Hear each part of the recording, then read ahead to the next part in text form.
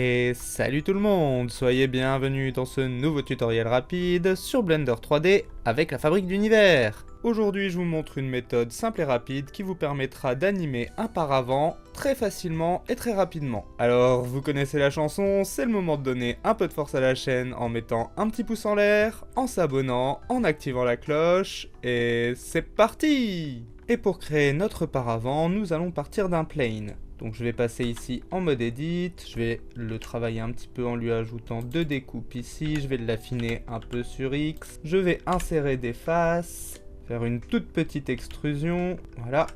Ça fait que maintenant on a une forme, et ce qui va être important c'est que le point d'origine soit ici en bas au coin. Donc là je vais simplement le déplacer en mode edit, j'ai Z, j'ai X.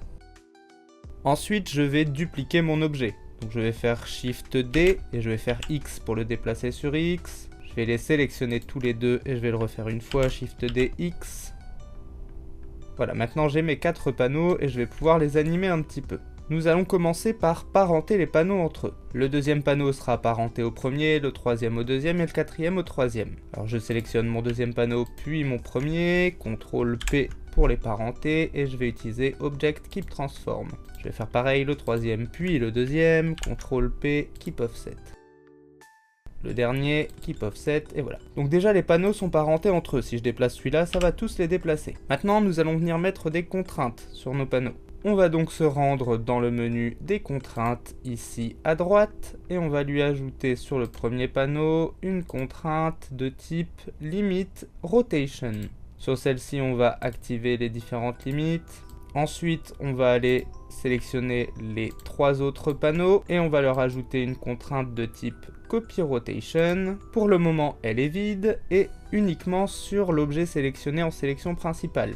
Je vais activer dessus le Invert en Z afin qu'elle pivote de manière inversée par rapport à la précédente et je vais les copier sur l'intégralité ici avec Copy to Selected.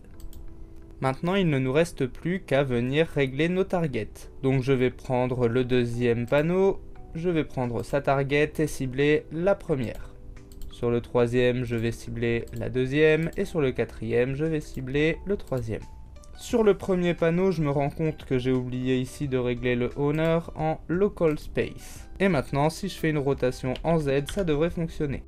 On a bien le panneau qui se replie et qui se déplie. Dernière petite chose, on va rendre ça dépendant d'un empty pour pouvoir gérer ça depuis un offset.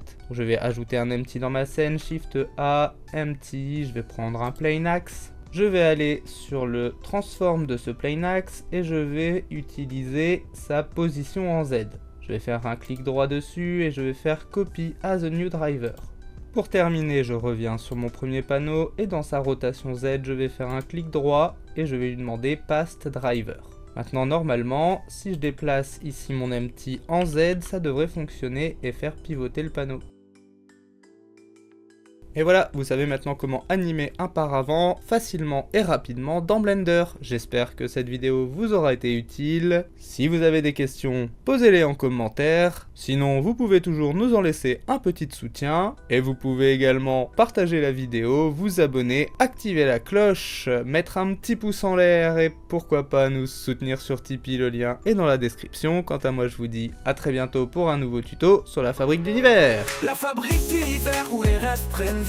Avec chaque tutoriel, elle nous éblouit. Des mondes en 3D, des créations infinies. Sur sa chaîne YouTube, la magie s'épanouit.